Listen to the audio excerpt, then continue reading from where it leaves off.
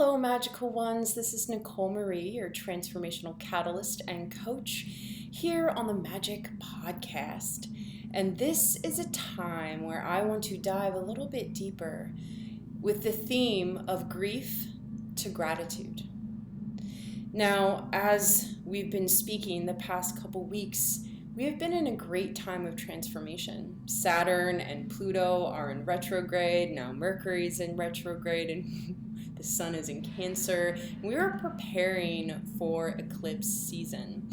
So I really wanted to touch on these themes of the greatest and most powerful emotions of them all.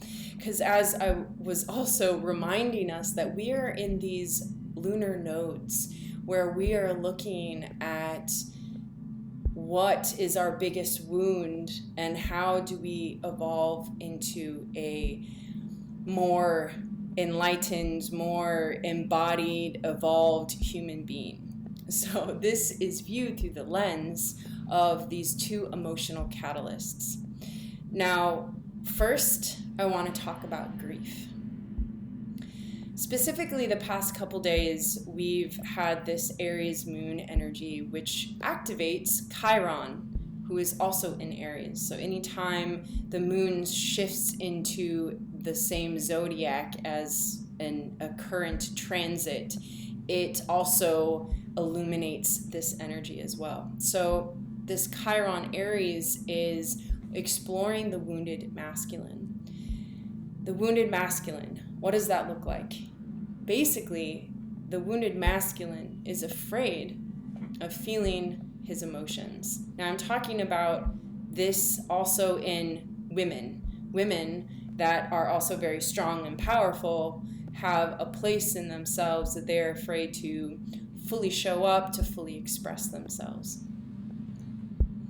Now, what we are opening up to is that there is a vulnerability that is so deep within that has been suppressed by society to not be able to speak our authentic truth and being really confused about our emotional state. If you're an empath or sensitive and maybe you don't even know it and you feel all these things that feel like they come out of nowhere.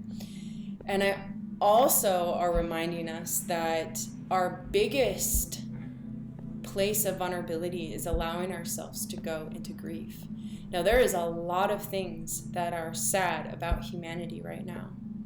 A lot of our environmental issues, government, social, humanitarian, that we have caused so much anger and so much pain and so much chaos in the world that we haven't really even allowed ourselves to experience one of the most painful, tragic emotions that there is, which is called grief. And grief is experienced when we are shattered, when our foundation is taken away from us, when relationships are done through physical, emotional, spiritual death. That the world is dying, and so are the old conditioning and old patterns of humanity are dying. And there is this place where we need to make room for grief in our lives. And often it's a really difficult emotion to try and make space for because it can feel everlasting. And so instead of feeling that vulnerability or feeling that grief, we get busy. We get, try to work longer hours or, have relationships that never really meet our emotional needs, but just our basic needs. And so we're just keep searching. It's that grief often is the hole inside of us that is unwilling to be filled, because we're actually creating a filter or a wall or a shield in front of that hole, because that's like the last place in which we want to go. And so when something which this Uranus and Taurus aspects going on is there's a shattering, there's a complete transformation that happens in our lives that brings us to our knees, that gives us space to grieve the old life, to grieve the old relationship. And the best place for this grief is to be done. You can do it with yourself in a sacred space, in your home, in your room, in your bed, out in nature, by a tree. But it's also wise to work with a practitioner, especially when you're dealing with trauma and all these other aspects. And you can also explore grief in your movement, listening to an incredibly sad song, a song that reminds you of a time when things were sad, and you allow your body to move with that grief. So why do we need to go deep into grief? Because this cracks us open enough to make more room for love, more room for new options and new patterns, and it opens us up to gratitude, which is the alchemy of grief. So when we're able to really allow ourselves to feel the grief that lives inside of us, and it could not even be something that we actually experienced in our life. There is grief that is unexplainable.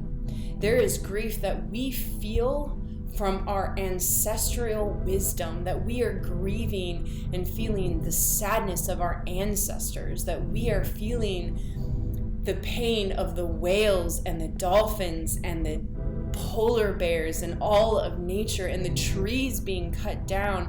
There is grief in the world, and it is asking us to channel this grief so we can open up to gratitude, to being grateful for being alive, to see that death is the only actual thing about life. And how does that change your perspective? When you work with the awareness that death happens every day, that this is the only day that will ever be like this, and we get caught in routines, and we get caught in our habits and caught in our patterns. And that's why being aware of death, that this day will never happen the same, that this moment will never exist exactly like this. So this is how you can also trust that when you go into the process of grief, that it's impossible for it to be there forever, that things are changing and moving and growing and evolving, and you may go through cycles where you grieve and you get back up again, and then you fall back down, and then you get back up again. And when you're getting back up, you're getting back up with gratitude. Gratitude is one of the most powerful frequencies and vibrance that we can create in our energy body and in our physical body. So how do we get to gratitude from a place of grief? For one, we need to actually allow grief to enter and to be experienced.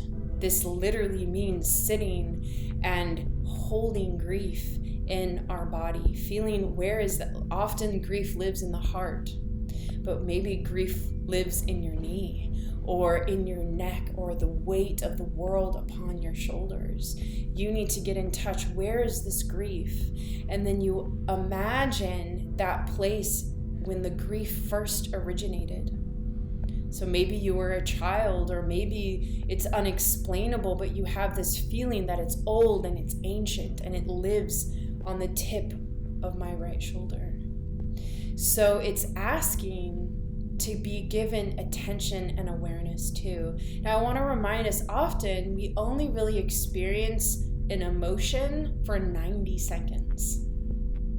And it's through our conditioning and patterns and projections that once we are feeling this feeling, that we go back to all the different memories, and we go like through the filters, And the synapses of our subconscious patterns of this feeling is associated to this story. But when we actually just allow ourselves to feel the grief, and you breathe through it and imagine like, wow, only for 90 seconds will it really be activated and fully alive? Now maybe this grief is bigger and it needs a longer time. So really just allowing yourself to be in that emotional state. Keep working with your breath, doing slow, deep breathing. And just notice how often, if you don't attach story or attach anything else, you can experience it. So after this moment and this grief experience, there is an opening that happens in the heart, in the shoulder, and you start like, wow, this opening is the invitation to find gratitude for what that grief was gifting you. All grief has a gift. It shows you the regrets, the choices, the changes you need to make. Because without that, we'll just stay the same pattern. But the whole reason why we don't go there is because we're afraid of this emotion. We're afraid of, oh my God, will I get stuck there? And the answer is no. Because when you actually allow your body to feel it, it opens up. So this is exactly what happens in the body when, for example, if the grief is held in my heart, I'm going to contract. Everything in my body is going to contract, and I'm going to roll my shoulders and hide my chest, and I'm going to feel this grief. And once I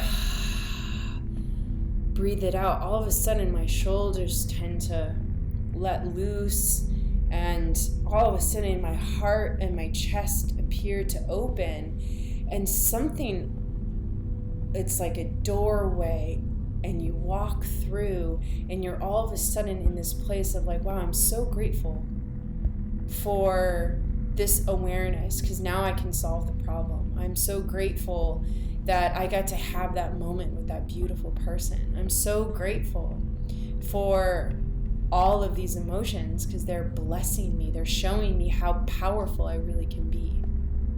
And this brings me up to this final notion that all great leaders or strong women or strong men, the only reason they can be truly authentic and true leadership is because they allow themselves to show up vulnerable. They know the depths of grief. They allow themselves to weep, to cry, to scream for humanity, and to release and to find words of prayer, of forgiveness, of acceptance, and how can I change? And this is by being grateful for the awareness, for the blessing, for the gifts. And this helps activate all these other possibilities in your life. This is where true art comes from. How all art is created from the depths of suffering.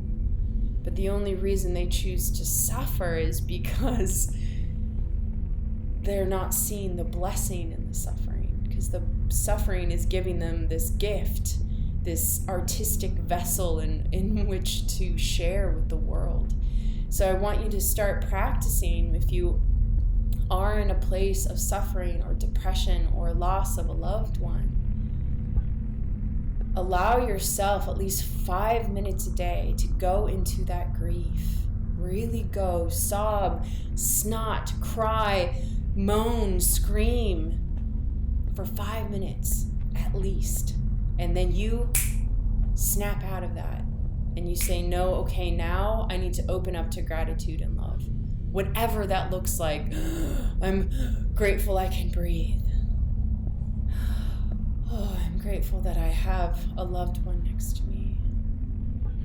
Oh, I'm grateful for words that encourage me.